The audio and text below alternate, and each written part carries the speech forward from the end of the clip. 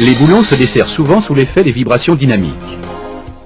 Le boulon a toujours tendance à se desserrer du fait de l'angle du filetage.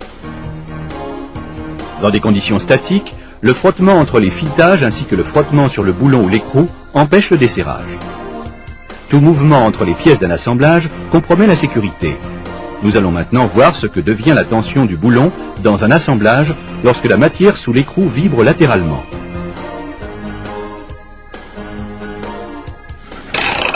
D'abord, nous serrons le boulon avec un couple de 20 kN. L'écrou commence à se desserrer et la tension diminue.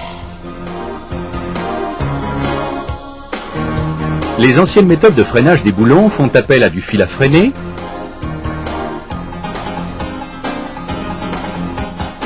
à des rondelles arrêtoires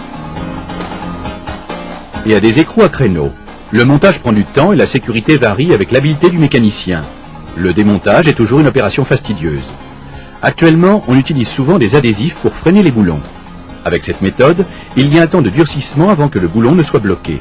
En outre, les surfaces doivent être propres et sèches. Là encore, le démontage est toujours fastidieux. D'autres méthodes tentent d'augmenter le frottement entre les filetages et entre les surfaces des pièces. Cela peut être obtenu grâce à un insert en nylon dans le filetage, une déformation du filetage, une rondelle striée, une tête de boulon et un écrou strié ou une rondelle élastique. Le succès est limité dans un environnement de vibration.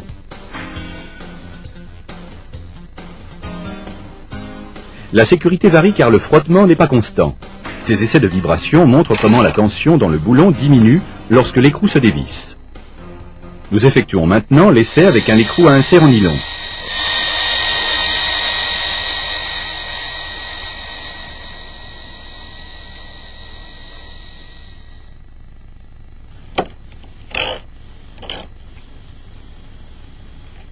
Maintenant, avec un écrou déformé.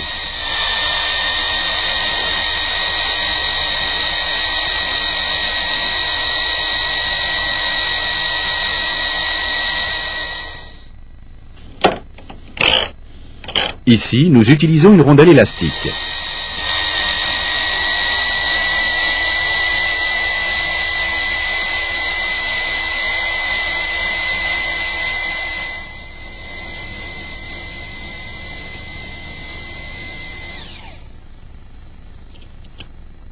Les écrous de blocage avec frottement amplifié entre les filetages ne se dévissent pas, même s'ils se desserrent partiellement. Il n'y a aucune garantie de maintien d'une tension élevée. Les doubles écrous constituent une autre méthode. Eux aussi se desserrent.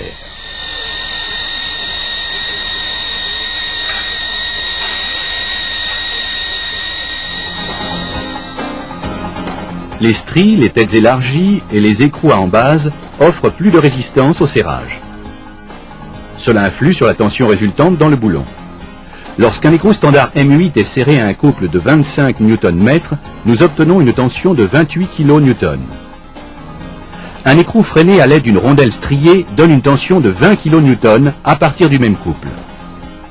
Avec un écrou strié et à embase, la tension est limitée à 12 kN. La précontrainte est plus faible à cause du frottement élevé.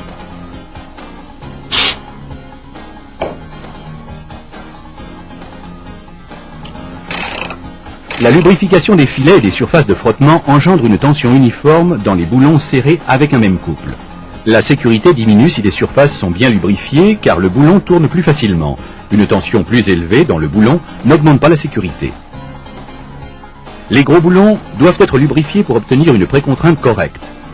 Nous voyons ici la différence de tension d'un boulon lubrifié et d'un boulon non lubrifié. Les rondelles Norlock ont des cames sur l'une des faces, des dents radiales sur l'autre et se montent par paire, came contre came. Au serrage du boulon ou de l'écrou, les dents accrochent sur la surface de contact.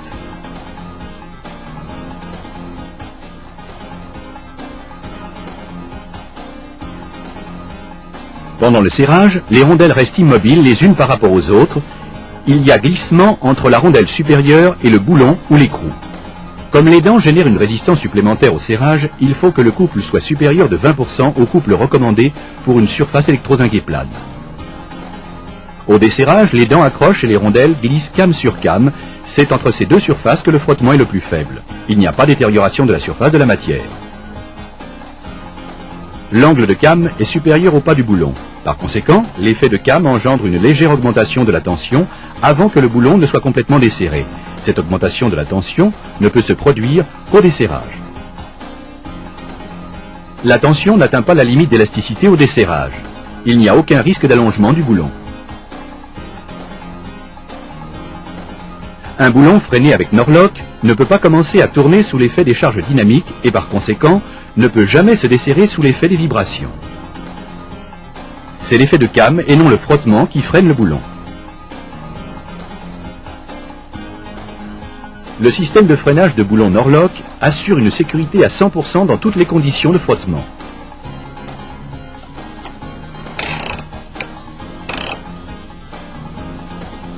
Ici, nous avons monté l'écrou avec les rondelles Norlock et serré à 30 Nm. La tension initiale du boulon, 20 kN, est réduite de 10% à cause du tassement, principalement dans le filetage.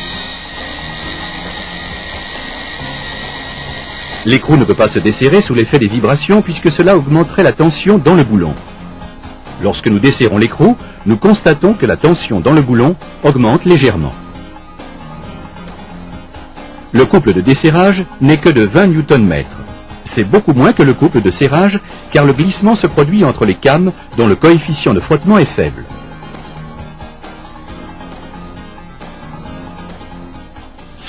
Nous lubrifions maintenant l'écrou pour réutiliser le boulon.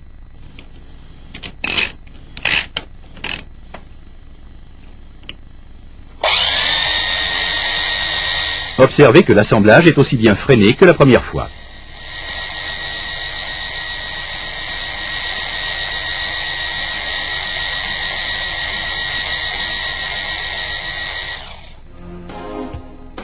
Les rondelles peuvent tenir les mêmes températures que les boulons.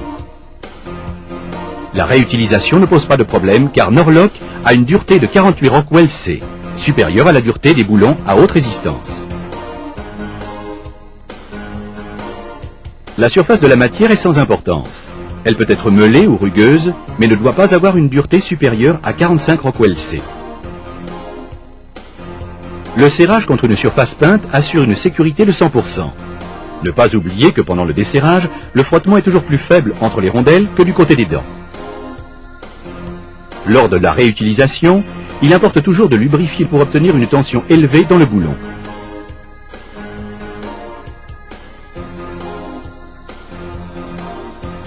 La lubrification facilite toujours les opérations de serrage et de desserrage.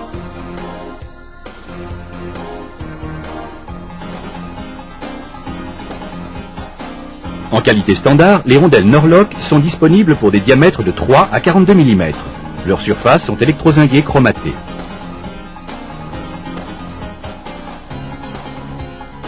En acier inoxydable, les rondelles Norlock sont disponibles pour des diamètres de 3 à 30 mm. Des rondelles Norlock revêtues de dachromètre sont disponibles pour des diamètres de 8 à 42 mm. Pour faciliter le montage des visseries M6 à M24, les rondelles sont disponibles dans ces dimensions sous la forme de paires encollées.